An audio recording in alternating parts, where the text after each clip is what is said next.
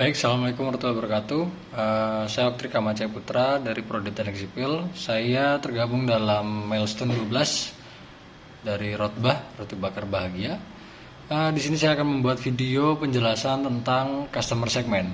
Apa itu soal customer segment? Customer segment adalah proses pengorganisasian pelanggan ke dalam kelompok tertentu berdasarkan kesamaan karakteristik, perilaku atau preferensi dengan tujuan memberikan pengalaman yang lebih relevan. Dalam perbincangan mengenai customer segment, kamu pasti lebih sering mendengar istilah audience target, segmen atau kelompok yang memiliki berbeda masing-masing. Audience target mengacu pada kelompok konsumen tertentu yang paling mungkin tertarik dengan produk atau layanan yang ditawarkan, seperti menjual langsung ke konsumen atau B2B. Audience target itu kemudian dapat dikategorikan dengan segmen berdasarkan sifat yang serupa. Sebagai contoh, jika audience target kamu adalah pengembang, mungkin akan masuk akal untuk lebih jauh mengelompokkan mereka berdasarkan industri, seperti vintage atau perawatan kesehatan dan lain-lain. Apa saja sih fungsi dari tujuan customer segment? Customer segment memungkinkan pemasar atau untuk menyesuaikan upaya pemasaran mereka dengan lebih baik ke berbagai kelompok pelanggan. Secara khusus, segmentasi dapat membantu perusahaan. Yang pertama adalah membuat dan mengomunikasikan pesan pemasaran bertarget yang akan beresonansi dengan kelompok pelanggan tertentu, tetapi tidak dengan orang lain, yang mana akan menerima pesan yang disesuaikan dengan kebutuhan dan minat mereka. Yang kedua adalah memilih saluran komunikasi terbaik untuk segmen tersebut, yang mungkin melalui email, postingan media sosial, iklan radio, atau pendekatan lain, bergantung pada segmennya. Yang ketiga, mengidentifikasi cara untuk meningkatkan produk, peluang produk, atau layanan baru. Yang keempat, membangun hubungan pelanggan yang lebih baik. Selanjutnya, menguji opsi penetapan harga, fokus pada pelanggan yang paling menguntungkan. Selanjutnya, meningkatkan layanan pelanggan.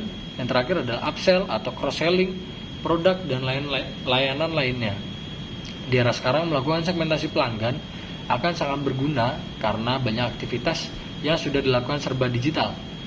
Seperti yang kita tahu, jumlah audiens yang ada di dunia digital bisa tidak terbatas. Maka kamu bisa menargetkan seluruh orang di muka bumi melalui digital marketing. Selanjutnya, apa saja sih jenis customer segment? Ada banyak sekali jenis-jenis customer segment yang dapat digunakan, tetapi setidaknya ada 4 yang paling banyak digunakan, yaitu pertama adalah demografis. Demografis adalah salah satu bentuk segmentasi pelanggan yang paling umum. Segmentasi demografis mengacu pada pemisahan pelanggan berdasarkan perbedaan berbasis orang yang dapat diamati. Kualitas ini meliputi yang pertama, usia, jenis kelamin, status pernikahan, ukuran keluarga, pekerjaan, tingkat pendidikan, penghasilan, ras, kebangsaan, dan yang terakhir adalah agama. Segmentasi pelanggan ditargetkan secara eksplisit ke demografis tertentu. Sebagai contoh, perusahaan perawatan diri mungkin membuat 2 produk deodoran yang berbeda. Satu deodoran berlabel untuk pria dan yang satu berlabel untuk perempuan. Selain itu, perusahaan otomotif juga sering mengelompokkan pelanggan mereka berdasarkan pendapatan serta memasarkan merek dan model mobil yang berbeda ke setiap segmennya. Sebuah perusahaan otomotif mungkin memiliki merek yang mewah, ekonomis, dan kelas menengah. Yang kedua, dikelompokkan sebagai perilaku.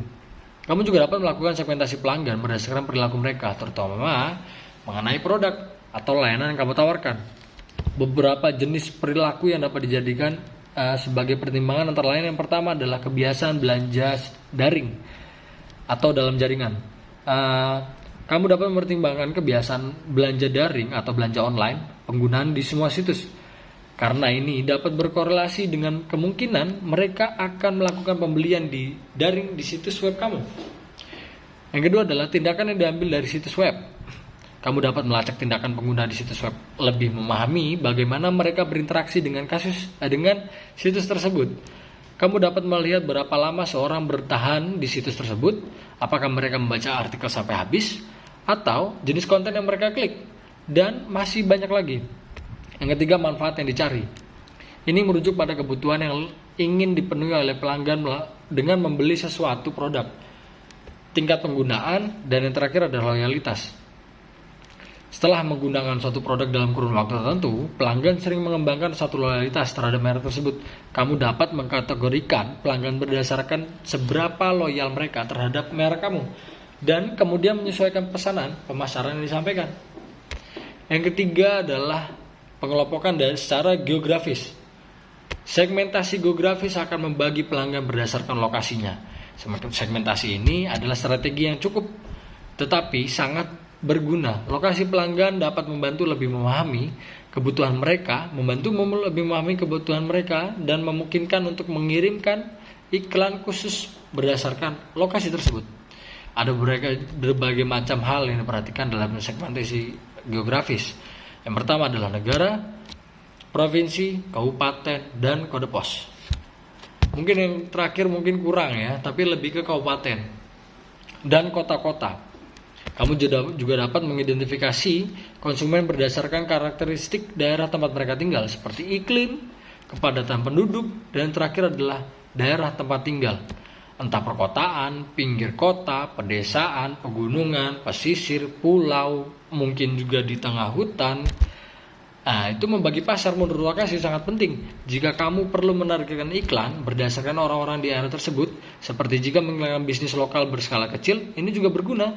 Jika kamu menargetkan area yang luas, karena memungkinkan untuk menyesuaikan pesanan sesuai perbedaan regional dalam bahasa, minat, norma, dan atribut, serta perbedaan kebutuhan orang-orang di berbagai wilayah. Yang terakhir adalah secara psikografis. Segmentasi psikografis mirip dengan segmentasi demografis, tetapi lebih berkaitan dengan karakteristik mental dan emosional. Di antaranya itu adalah kepribadian, minat, kepercayaan, nilai, sikap, dan gaya hidup. Jika kamu menemukan bahwa anggota segmen demografis merespon konten secara berbeda, kamu mungkin perlu menambahkan beberapa informasi psikografis.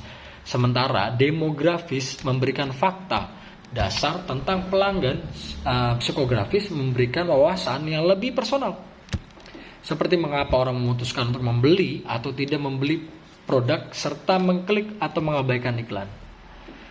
Nah, sekian penjelasan dari saya mengenai customer segment. Kurang lebihnya mohon maaf. Assalamualaikum warahmatullahi wabarakatuh.